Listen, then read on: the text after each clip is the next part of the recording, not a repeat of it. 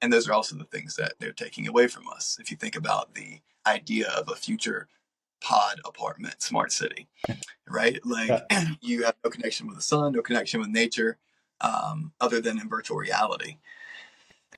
But as far as like actually getting the sunlight on your skin, I do believe that those things are extremely important, and that as long as we Mm. push towards remaining organic ourselves, Yeah.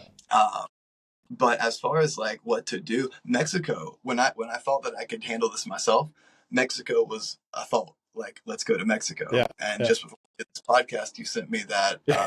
Mexico Mexico's now bio. doing bio. Yeah. Yeah. Yeah.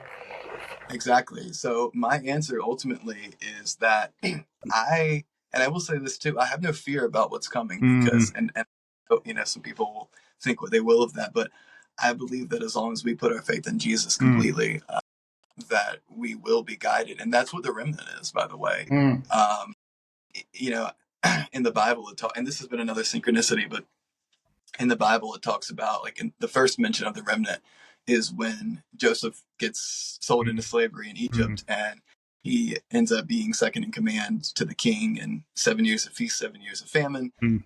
puts away all the grain and all the food, and then brings his brothers in, and they set up the 12 tribes of Israel. Well, he says, God sent me ahead to set up a remnant.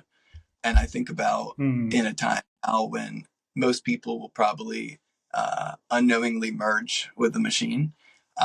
They'll be swept up in all this without even understanding what's happening until it's too late.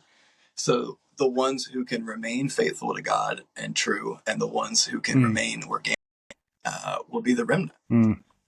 So I see it. I don't know how. I think going back to the timeline thing, it's coming soon. I don't think it'll be 2045. I think it'll be way before that. So, Um, and